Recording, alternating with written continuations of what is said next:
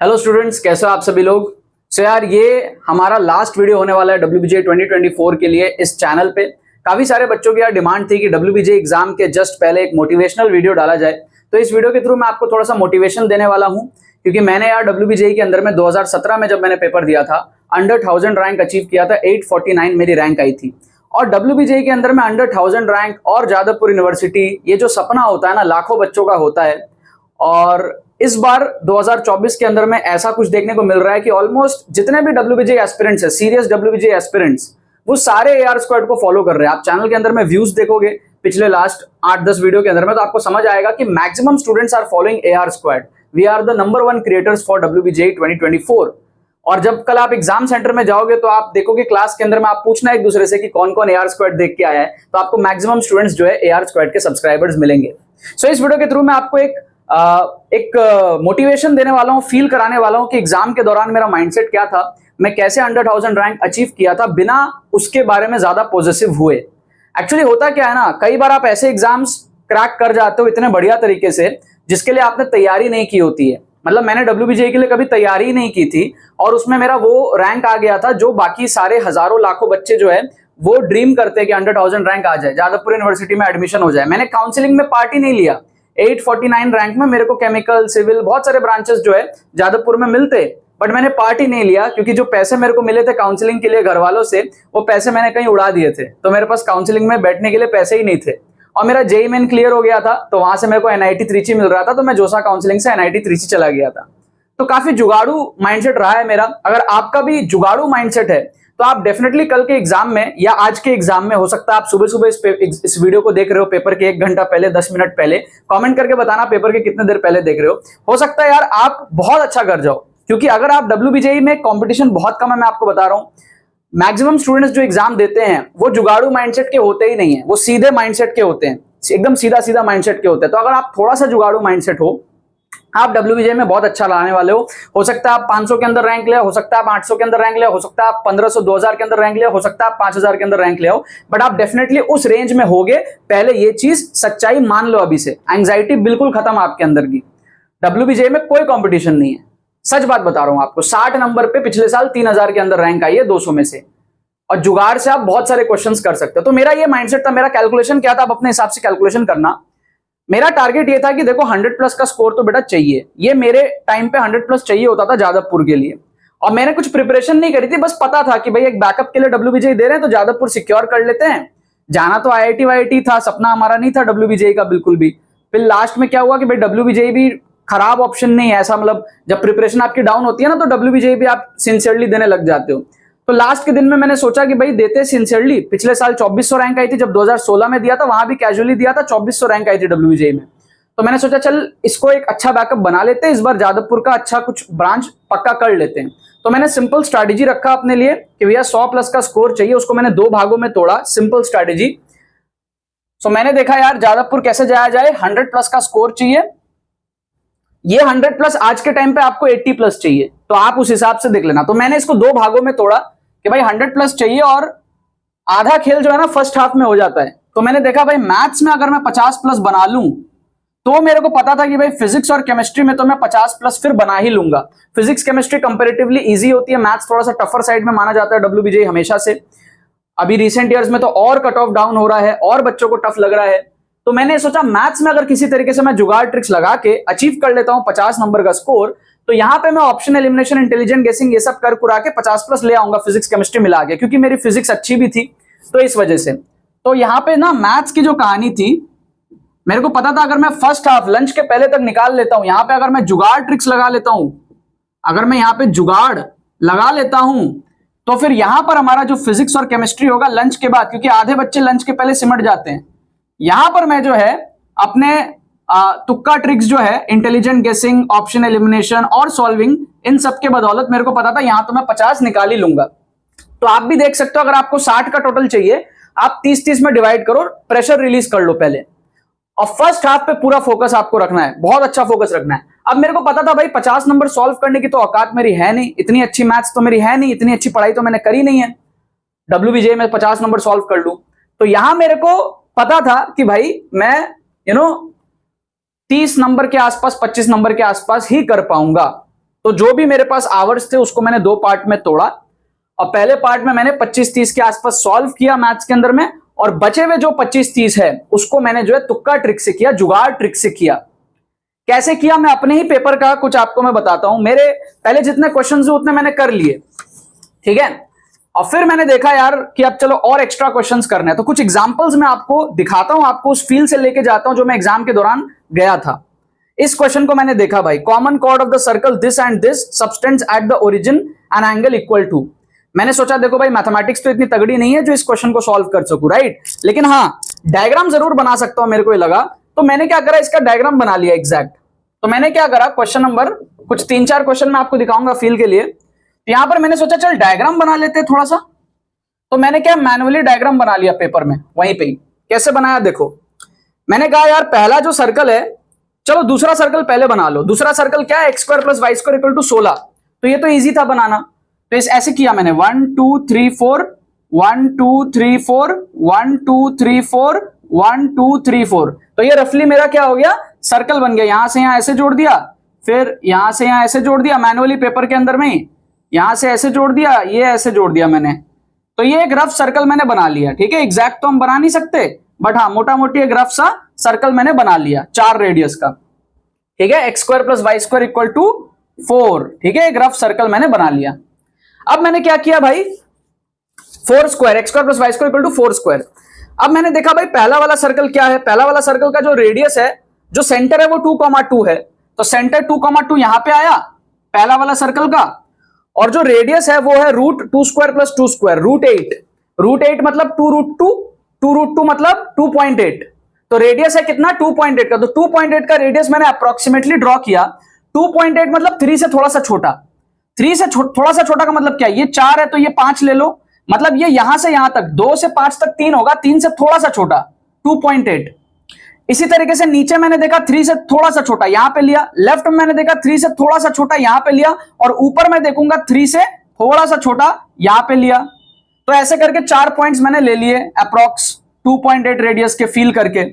सारे आप देखो 2.8 के आसपास दिख रहे हैं, थोड़ा ऊपर नीचे होगा। तो फिर मैंने क्या किया, इसको ड्रॉ किया। इसको मैंने क्या किया, ये ऐसे ड्रॉ, ये ऐसे ड्रॉ, ये ऐसे ड्रॉ और ये ऐसे ड्रॉ। तो ये मेरा क्या हो गया, एक रफ सर्कल जो है, यहां पे एक रफ थोड़ा सा फिनिशिंग दे दो, ये एक रफ सर्कल मेरा जो है इस तरीके से बन गया, ठीक है। अब क्वेश्चन देखा मैंने क्या दिया हुआ है कि भैया कॉमन कॉर्ड बताओ, कॉमन कॉर्ड का एंगल बताओ। कॉमन कॉर्ड बनाया मैंने, कॉमन कॉर्ड यहां पे कहीं है इन दोनों पॉइंट में मिला के, तो मैंने इसको मिला दिया। अब जैसे ही मैंने इसको मिलाया तो मेरे को ओरिजिन पे जो एंगल है वो 90 डिग्री का फील आ गया। देखो ध्यान से, 90 डिग्री का मेरे को फील आ गया।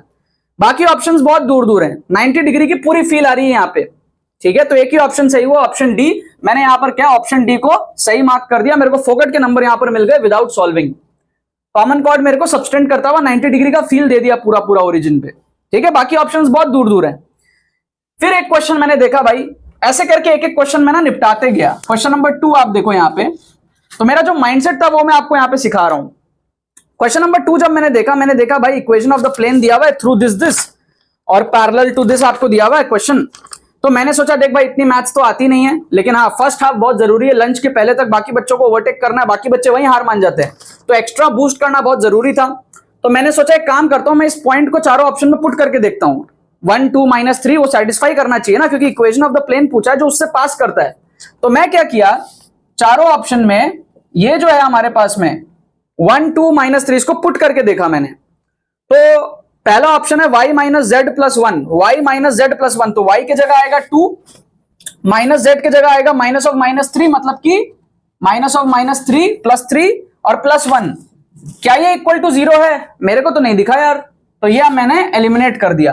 फिर मैंने सेकंड ऑप्शन देखा y - z - 1, तो मैंने y की जगह पुट किया 2, माइनस z की जगह मैंने पुट किया -3 और फिर आया -1। क्या ये इक्वल टू 0 है? मेरे को तो नहीं दिखा यार, तो मैंने इसको एलिमिनेट कर दिया। फिर मैंने ऑप्शन सी में पुट किया y + z किया तो 2 -3 और फिर -1। क्या ये इक्वल टू 0 है? मेरे को नहीं दिखा यार, काट दिया मैंने। और फिर ऑप्शन डी में पुट किया, मैंने देखा भाई y + z मतलब कि 2 -3 +1, क्या ये इक्वल टू 0 है? बिल्कुल है, बिल्कुल है। फिर मैंने 2 - 2 1 भी पुट करके देखा, 2 - 2 1, तो -2 ठीक है, हमारे पास में क्या आया, 2 -2 और 1, -2 1 + 1, ठीक है, y की जगह -2 z की जगह 1, तो ये भी क्या आया मेरा, इक्वल टू 0 आया, मतलब कि डी ऑप्शन जो है वो दोनों पॉइंट्स को सेटिस्फाई कर रहा है, तो वही सही होगा यार। ठीक है, तो इस तरीके से मैंने यहां पर भी क्या किया, डी को मार्क किया और मैंने फोकट के नंबर बटोरे जैसे यहां पे बटोरे थे, और ऐसे करते करते करते करते मैं बहुत सारे क्वेश्चंस करता चला गया, क्योंकि मेरे पास टाइम बहुत था, मैं रोने वाला स्टूडेंट नहीं था। बहुत सारे बच्चे रोते रहते हैं, टाइम नहीं है, हर एक क्वेश्चन में इतना, भाई आप सॉल्व कर रहे हो 100 में से 30 नंबर का, 100 में से आप 30% पेपर सॉल्व कर रहे हो, वहां से आपको 50+ पहुंचना है, 20 नंबर 25 नंबर आपको बढ़ाने हैं, और आप पूरा पेपर सॉल्व भी नहीं कर रहे जो आपके पास में टाइम की कमी हो, तो आपके पास में एग्जाम में बहुत टाइम है ऐसे जुगाड़ लगाने के लिए। ठीक है, तो इस तरीके से मैं करता चला गया, वही चीजें मैं आप लोग को सिखा रहा हूं आज, इसीलिए आज इस वीडियो पे भी इतने व्यूज है आप देखोगे, क्योंकि ये कम टाइम में नंबर बूस्ट करना आप पढ़ के नहीं कर सकते, इस चैप्टर को आप पढ़ नहीं सकते। मैंने क्या किया, देखो ये क्वेश्चन मैंने देखा भाई, क्वेश्चन नंबर 3, ऐसे बहुत सारे क्वेश्चंस मैंने देखे। इसमें क्या कह रहा है, एक जीपी है, कह रहा है first term each term is equal to the sum of the next 2 terms, मतलब पहला टर्म अगर मैं मान लो 1 ले लेता हूं, तो अगला 2 टर्म जो आएगा वो दोनों ऐड करके 1 के बराबर होना चाहिए। ठीक है, अब मैंने कहा भैया मैथ्स तो इतनी स्ट्रांग नहीं है, जीपी तो मैंने पढ़ी नहीं है अच्छे से, तो मैंने सोचा भाई इस क्वेश्चन को जुगाड़ से कर सकते हैं क्या, तो मैंने सोचा चलो ऑप्शन ए को देखता हूं, ट्राई करता हूं। मैंने देखा ऑप्शन ए √5 दिया हुआ है रेशियो, तो सेकंड टर्म √5 होगा, थर्ड टर्म 5 हो जाएगा, पहला टर्म मैंने मन से मान लिया 1, कुछ भी मान सकते हो यार, क्या दिक्कत है, कंसिस्टिंग ऑफ पॉजिटिव टर्म्स बोला है ना, 1 तो पॉजिटिव टर्म है, ठीक है, तो पहला टर्म मैंने 1 लिया, दूसरा टर्म मैंने देखा √5 आएगा फिर, और तीसरा टर्म √5 का स्क्वायर 5 आएगा, क्या ये equal to this plus this है, क्या ये equal to this plus this है, मैंने देखा नहीं यार ये तो नहीं है, तो मैंने काट दिया।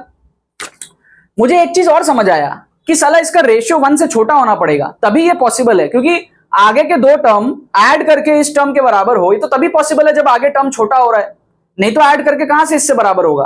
तो मेरे को पता लग गया एक ही आंसर सही है, ऑप्शन बी, क्योंकि देखो आप अगर ऑप्शन सी में देखोगे, ये ऑप्शन ए कट गया, ऑप्शन सी में अगर आप देखोगे तो ऑप्शन सी है √5/2, √5/2 क्या है आपका, 1 से बड़ा है ना, तो 1 पहला टर्म है, दूसरा टर्म अगर 1 से बड़ा हो जाए, तीसरा टर्म और बड़ा हो जाए, तो ये दोनों ऐड करके इसके बराबर होगा ही नहीं, तो मैंने ऑप्शन सी को भी एलिमिनेट कर दिया, वैसे ही मैंने ऑप्शन डी को भी एलिमिनेट कर दिया, क्योंकि वहां पे भी बड़ा आ रहा है 1 से।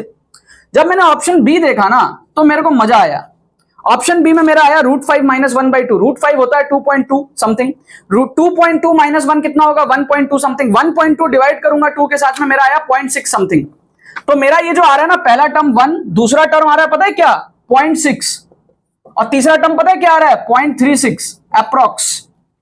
यहां मेरे को फील आया भैया 0.6 0.36 मिला के 0.96 हो रहा है, 1 के आसपास आ रहा है, एग्जैक्ट वैल्यूज लोगे आप तो ये पॉसिबिलिटी बन रही है, क्योंकि यहां पे जो कॉमन रेशियो वो लेस देन 1 है, तो ये इकलौता पॉसिबिलिटी है जहां पर ये चीज हो सकता है। बिना मैथ्स लगाए मैंने क्या करा, यहां पर ऑप्शन बी को मार्क किया, और मैंने यहां पर फोकट के नंबर बटोरे, यहां बटोरा, यहां बटोरा, यहां बटोरा, और ऐसे में बहुत सारे क्वेश्चंस के नंबर बटोरता चला गया मैथ्स के अंदर में। ठीक है, एक क्वेश्चन और मैं आपको दिखाता हूं, बहुत सारे क्वेश्चन से मैंने ट्रिक्स लगाया, क्योंकि मेरा दिमाग खुला था, बाकी बच्चों का दिमाग बंद था, वो सिर्फ जितना आ रहा है उतना करके, और उनके दिमाग में ऐसा था अंको तो अनेक टफ आज पे WBJE, मेरे दिमाग में ऐसा नहीं था, मैं जुगाड़ू माइंडसेट का था। मैंने कहा यार कोई बात नहीं यार, जितना आता है करेंगे, बाकी जुगाड़ू हैं, कैसे ना कैसे करके अपने को फर्स्ट हाफ में टारगेट अपना पहुंचाना है। फर्स्ट हाफ में अगर आप पहुंचा लेते हो, 50 नंबर मैंने पहुंचाया, तो मेरे को ऑलरेडी पता था कि अब कंपटीशन में बस ऊपर के 5000 बच्चे हैं, 10,000 बच्चे हैं, इतना मेरे को पता लग गया था। तो मेरे को पता था अब मैं जैसे तैसे करके लंच के बाद में ये पेपर बस कंप्लीट भी कर लूं, मेरा रैंक जो अंडर 2000 तो पक्का है ही है, तो मेरा प्रेशर पूरा खत्म। यहां जो 1 घंटा मैंने ट्रिक्स लगाया वो मेरा गेम चेंज किया था, और वो आप लोग के साथ में भी होगा कल या आज, जब भी आप ये वीडियो देख रहे हो WBJ 2024 में। ये ध्यान रखना, मैथ्स में 20-25 नंबर करके जितने तुक्के मार सको जुगाड़ से अपना मोमेंटम बना लेना। शॉर्ट जुगाड़ वाले क्वेश्चंस बहुत सारे आपको मिलेंगे। फिर एक क्वेश्चन और मैं आपको दिखाता हूं, यहां पर मैंने देखा भाई क्वेश्चन नंबर 4 में, इसमें कह रहा था भाई एरिया बताओ लेटस रेक्टम के अराउंड टेंजेंट्स बना, तो बेसिकली इलिप्स है, एक इलिप्स है आपका, इस तरीके से इलिप्स है, और आपका लेटस रेक्टम मान लो ऐसे है, तो यहां पर टेंजेंट्स बन रहा है इस चारों पॉइंट पे, तो टेंजेंट, एक टेंजेंट मान लो ऐसा हुआ, एक टेंजेंट मान लो ऐसा हुआ, एक टेंजेंट मान लो ऐसा हुआ, एक मान लो ऐसा हुआ, ऐसे 4 टेंजेंट बने। अब बोल रहा है कि भाई उस क्वाड्रिलैटरल का एरिया बताओ, मतलब कि ये जो पूरा क्वाड्रिलैटरल है ना, इस पूरे क्वाड्रिलैटरल का एरिया बताओ। तो मैंने सोचा भाई इतनी मैथ्स तो मेरे को आती नहीं है कि मैं क्वाड्रिलेटरल का एरिया निकाल लूं। इतना स्मार्ट और इतना नॉलेजेबल तो मैं हूं नहीं। होता तो मैं फिर 5-6 साल बाद बच्चों को जुगाड़ तुक्का ट्रिक थोड़ी सिखा रहा होता।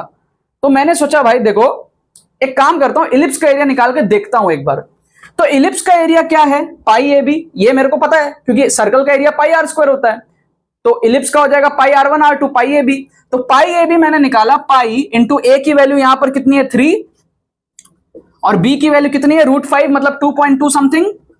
तो इसको मैंने देखा अप्रोक्स कितना होता है। ये मैंने देखा भाई पाई की वैल्यू होती है 3.14 मल्टीप्लाइड बाई 3 इंटू 2.2। ये अप्रोक्सीमेटली मेरे को दिख रहा है 3.14 इंटू 3 अप्रोक्सीमेटली 9-10 के आसपास है और ये अप्रोक्सीमेटली 20-22 के आसपास आ रहा है। मतलब ये कुछ इन द रीजन ऑफ 20-22 इस रेंज में मेरे को ये एरिया दे रहा है इलिप्स का। समझ रहे हो? ये 9 समथिंग है, 2.2 20 से 22 इस रेंज में कुछ आ रहा है, 18 से 22 के बीच में। तो मेरे को समझ आ गया अगर इलिप्स का एरिया जो है वो 20 के आसपास है तो जो मेरा क्वाड्रिलैटरल है, टैंजेंट्स जो बने हैं लेटस रेक्टम के कॉर्नर्स पे, उसके बेस पे जो क्वाड्रिलैटरल आया वो तो बाहर है ना, उसका एरिया क्या होगा 20-22 से ज्यादा होगा। ये मेरे को समझ आ गया। तो अब मैंने ऑप्शंस देखे चारों और मेरे होश उड़ गए। मैंने कहा बेटा पहला ऑप्शन है 27, ये हो सकता है। दूसरा ऑप्शन दिखा 6.5, ये तो हो ही नहीं सकता ना, क्योंकि इलिप्स का एरिया अगर 20 आ रहा है तो क्वाड्रिलैटरल तो 20 से ज्यादा होगा, काट दिया मैंने। थर्ड मैंने देखा 15/4, ये भी बहुत छोटा था, काट दिया। लास्ट ऑप्शन देखा 45, ये थोड़ा ज्यादा बड़ा था, ये इलिप्स का डबल, इतना भी ज्यादा नहीं है, एक्स्ट्रा पोर्शन है लेकिन थोड़े बहुत ही है। ये एक्स्ट्रा पोर्शन है लेकिन थोड़े बहुत ही है, तो 45 उतना ज्यादा भी नहीं जाएगा। तो मैंने क्या करा, ऑप्शन ए मार्क कर दिया 27, जो कि सही हो गया। तो क्वेश्चन 4 में मैंने ए मार्क किया और ये सही हो गया। यहां पर भी मैंने क्या करा, बिना सॉल्व के फोकट के नंबर बटोर लिए। और ऐसे पूरे पेपर में मैं बहुत सारे फोकट के नंबर बटोर के मेरे को फाइनली पता चल चुका था लंच तक कि मेरा स्कोर 50 या उससे ऊपर पहुंच चुका है। Now I was relaxed. Lunch में मैंने किसी से बातें नहीं करी, कुछ भी, किसी से कोई बातें नहीं करी मैंने। बाकी बच्चे ये छिलो वो छिलो, ऐसा था वैसा था, बहुत सारे बच्चे, ठीक है, मैं किसी से बात नहीं किया, कुछ नहीं, शांति से भीड़ भाड़ से दूर अपना बैठा रहा आधा एक घंटा। फिर उसके बाद में मेरे को पता था भाई अपना हंसते खेलते शाम तक टेस्ट मैच चल रहा है, करके मैंने जो है यहाँ पर भी कर लिया। टोटल स्कोर मेरा 105 के आसपास आ गया था। AIR 849 मेरी बन गई थी WBJ के अंदर में। तो आई होप आपको कुछ मोटिवेशन मिला हो, कुछ इंसाइट मिला हो, एक माइंडसेट मिला हो कि कैसे जो है WBJ का पेपर आपको देना है WBJ 2024 में। I hope, I really wish and I really know कि आप में से बहुत सारे स्टूडेंट्स जो 100,000 रैंक लाओगे। ठीक है, मेरे तरफ से यार आप सभी को ऑल द वेरी बेस्ट है WBJ 2024 के लिए। आकर के अपना रिजल्ट जो है जरूर बताना। Thank you so much for watching.